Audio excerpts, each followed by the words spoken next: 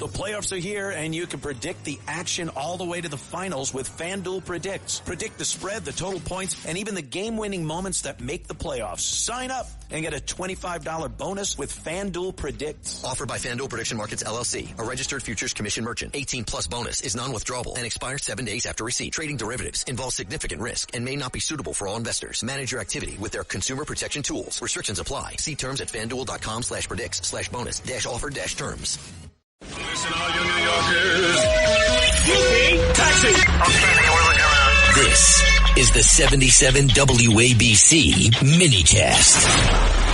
So, as I said earlier, it looks awfully like the end is near regarding Iran, and our negotiators are in Pakistan, perhaps to meet with Iranian negotiators or some such thing in Pakistan this weekend. Let us bring in the great General Jack Keane, retired four-star general and chairman of the Institute for the Study of War. He is a Fox News senior strategic analyst, and he has been doing the most extraordinary job in helping all of us to understand what's going on and what may happen in the future. I might add, he's a Presidential Medal of Freedom recipient, and I was in the room when the award was given. General Keane, sir, thank you as always.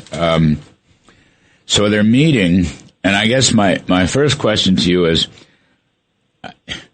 I don't want a negotiation. Iran knows what we want.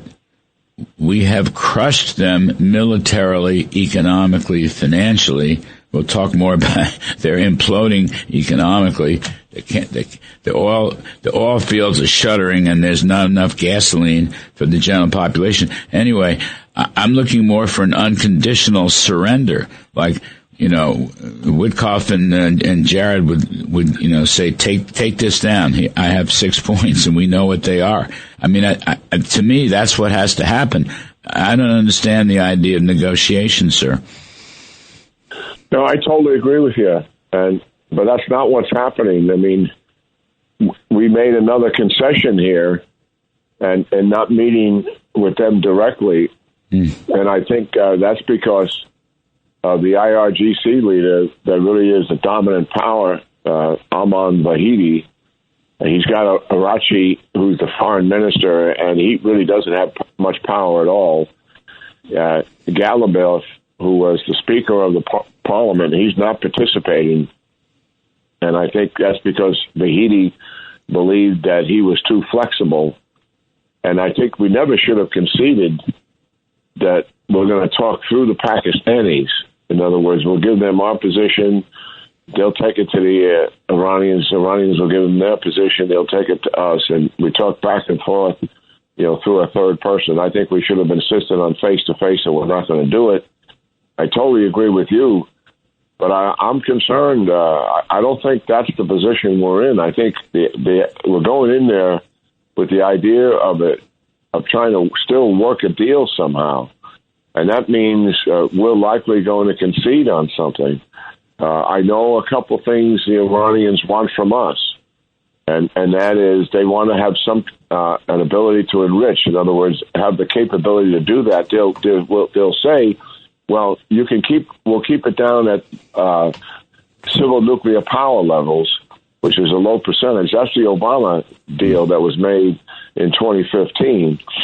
And you can't trust these guys. And if you give them the capability to enrich, that's what they want, so they can cheat and expand to nuclear power. That would be a disaster. But I know that's likely one of their options. The other thing is that there is a deal. They want a lifeline from the United States so they can recover, unfreeze our assets, remove the sanctions. So I have a lot of concerns here. We're not going to go in there and put on the table, these are the terms, and never refer to it as surrender, but that's what it would be. I agree 100%. So our audience understands. Let me just take a minute to put this, set the table a little bit on where the Iranians are coming from, because it's really important to understand it. And we have a tendency just to look at them through our eyes. So we look at all the economic woes that they have, and they are significant. 100% inflation, currency spiraling literally out of control. And obviously, we're taking away 80% of their revenue by the blockade. And the list could go on and on. But here's something we have to understand, is the people in charge, they are absolutely committed to what? Surviving. The regime survives, and they believe eventually they will recover. If the United States throws them a lifeline, fine. But even if they have to absorb military operations again, and if they can survive that, they believe they'll eventually recover it on their own. That is where they are. And they don't care at all about how much suffering that people will go through. That's how diabolical these guys are. And here's the other thing. They think they have the momentum. Why? They closed the straits, and we stopped the war. And then we said the next objective they're going to want to try to achieve is to delay the negotiations, because they want more political and economic pressure put on the president. They believe the reason why the war was stopped was because of the political and economic pressure that the president felt. So drag out the negotiations beyond the deadline. Guess what? We're doing that. And now we're saying we're past the deadline, which was 2 weeks. Now we're saying they're indefinite. They believe the pressure politically and economically will mount on the president. And as a result of that, we will be the ones making the concessions, not them, in the negotiations. That's where these guys are. And we have to look at it from their perception. Let's just say we maintain the status quo, and we don't go back to military operations, which I would be opposed to, and so would you. And we just go blockade and Straits of Hormuz. We're taking 80% of their revenue away, and they're shutting down all distribution coming out of the Gulf states. They'll take that deal, and the reason is that they believe that we will fold first. Because of what I said, the political and economic pressure. Midterm elections are coming. There's pressure on the president. So these guys have dug their heels in here, and we've got to see it for what it is. The answer should be, if they don't meet our maximalist demands, as you suggest, Larry, we go back to military operations immediately, and the first people we kill are the leaders we're talking to and the leaders that are pulling the strings back in Iran. And if we haven't told them that face to face, shame on us, because we definitely should be doing that. Kind of putting a finger in their chest, and you make a deal with us, and we're coming for you personally. And we have the evidence behind us that has huge validity to it. And we're talking about likely the Israelis and the Mossad getting some exquisite intelligence on where they are. So going into this deal, the Iranians think they have the wind at their back, despite all of their economic woes, because of the concessions we made. We've got to be really tough and firm in these negotiations, Larry. One of my great heroes in history, General Keane, is Ulysses S. Grant, who I think it's fair to say was the first guy to talk about unconditional surrender. Most of the history books, McPherson, people like that, he talked Lincoln into unconditional surrender for the Confederacy. And Lincoln said, well, let them keep, let the officers go back home and plow for the spring season. MacArthur in Japan, I guess Ike in Germany, those are all unconditional surrenders. I mean, if I were Steve Witkoff, he's a great pal of mine. Jared Kushner and I, a very dear friend of mine. I mean, I'd say here are 6 demands. You know the demands, General. We've talked about this many times. Here they are. You must do this immediately, and we're going to send whoever troops in to verify. I mean, that's the way I'd start that meeting. Now, I know the things you said, I fear you're right, but I'm just saying you know what? In a week's time, they may not have any gasoline. Or if they have any gasoline, the price is outrageously high. Nobody can afford it. The civilians will have an uprising. I mean, I don't understand. The president Thursday, I'm reading from the New York Post, General, President Trump said Thursday afternoon he plans to resume bombing Iran if there is no peace deal, arguing that Tehran and not the U.S. is under pressure due to the blockade of oil exports. I don't know what to think, General. I don't know what to think. We got leverage here. You know, I painted the picture of where the Iranians are. That doesn't mean we don't have leverage. We do. The blockade clearly is leverage. I mean, and it's real. And you're describing one of the outcomes, which would likely generate people back in the streets again. The second leverage we have is going back to war. And how do the Iranians, they hear those threats? And I think they look at some of the threats that have been made, you know, we're going to take down your entire civilization, we're going to take down every power plant. I think just to look at how they interpret this. And I think it's important not to look at the Iranians through our own value system and through our own prism. You got to look at it from their perspective. And I'm not talking about the people. I'm talking about these diabolical leaders who run the country. When they see those threats, in their minds, they are exaggerated threats done out of desperation by the administration, indicating that they are leaning forward here and want a deal. That is the way these guys take a look at this thing. And that's their perspective in going into this. I happen to believe that we've got two major leverage points, blockade and threat of war. And the third one is President Trump. I trust his judgment. At the end of the day, as much as he wants to deal, I cannot fathom the thought that President Trump would make a bad deal after having watched Obama make a bad deal and help put us in the position we're in right now and why we have to fight these guys, because he recovered them as a result of that deal, flushed them with money, hundreds of billions of dollars, removed all the sanctions that were on them, and put together a horrible deal, thinking that in 15 years they could have a nuclear weapon, but they likely wouldn't do it because we treated them in the negotiations with Russia, China, United Kingdom, France, and Germany, and the United States like a legitimate country. And they would act responsibly over the course of 15 years. Their behavior would change, and they would no longer want a nuclear weapon, given they could have civil nuclear power. And how naive and incredibly reckless was that, knowing full well that was not who these guys are. And President Trump looked at that and 3 years later said, no, we're not going to do that. He shut it down. I have some confidence here that the president will shut this thing down as well and not make those kind of concessions. I think he has deal makers, to be frank, that want to make those concessions and will likely come back to him and say, here's what we got. But to get a deal, we're going to have to give this up and this up.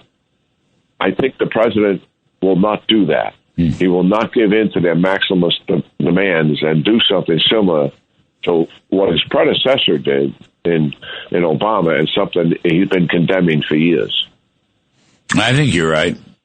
I have always have faith in him and his judgment. I know he says a lot of things and wages psychological warfare and so forth and so on. But I agree with you. He's not going to make a bad deal.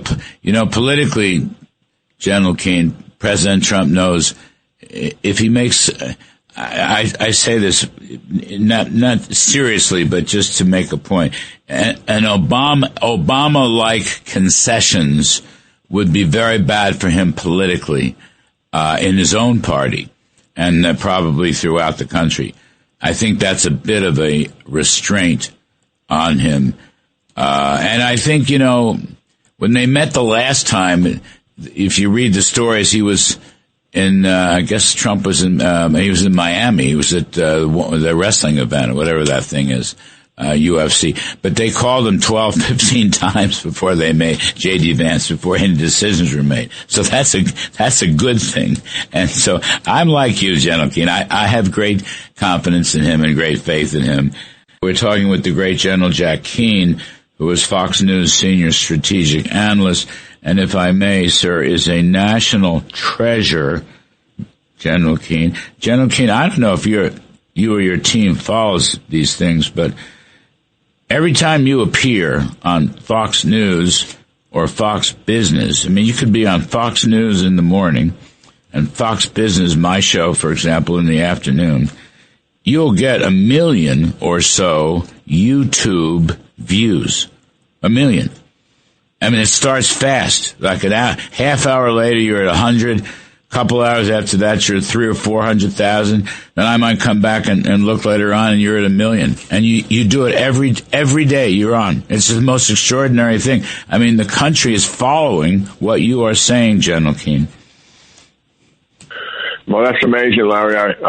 I really, I don't pay attention to it, but I appreciate it. I have some people that do some tracking of it. Yep. That's.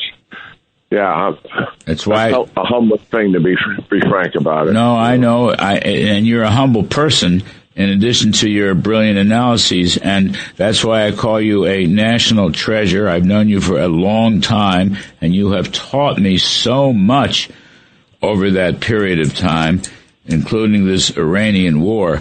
If I may, sir, go back to it. I mean, the president, we've got a third aircraft carrier group, if I'm not mistaken, and the president has said if we don't make a deal, quote-unquote deal, I hate that word deal, but if something doesn't happen, he's going to use military.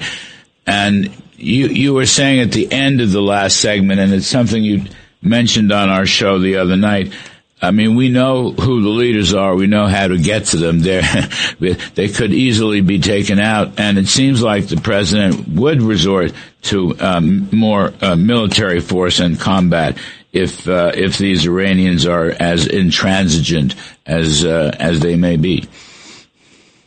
Yeah, I agree with that. When we stopped, we had somewhere in the neighborhood of 2 weeks left of targets to take down to accomplish assigned objectives, both on the Israeli side and on the American side. And that was probably about 25% left to go, which still was quite significant. I mean, I know we put the emphasis on how much we did and how much we have accomplished, and I understand that. I mean, we want the people in America to understand that level of effort that we applied really accomplished something that was significant, and it did. And I don't want to take anything away from that. It certainly has.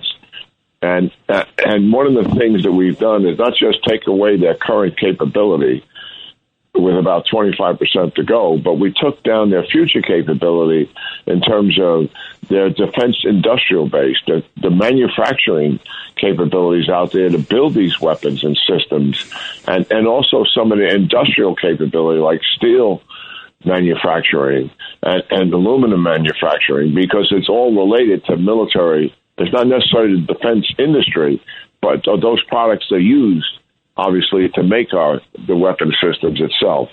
So that has been formidable. But what we have in place now, so our audience understands here, we have never stopped, Larry, during the 4 to 5 weeks of the war and the 2 to almost 3 weeks now of the ceasefire. We continue every week to put in more military capability.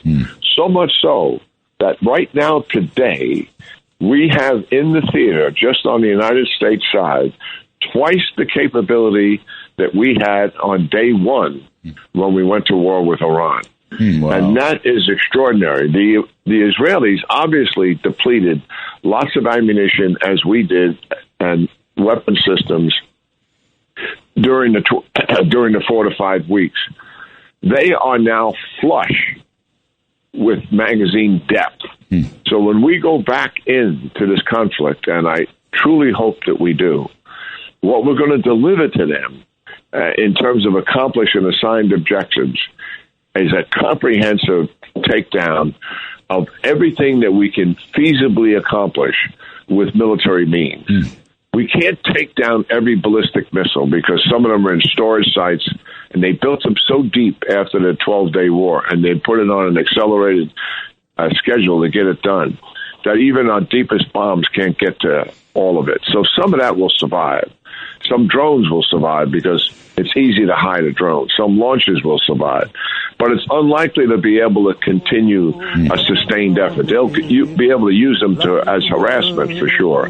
But all his capability, Iran will never be the same again. Right. And that's the opportunity we have. That's the key. I hope that's the option we wind up executing. Yes, sir. You've said that. They will never be the same again. Wonderful stuff. General Jack Keane, thank you ever so much, sir. We really appreciate it. Folks, we will take a quick break, and on the other side of the break, we're going to talk some economics. John Carney, E.J. Antoni, and I missed it.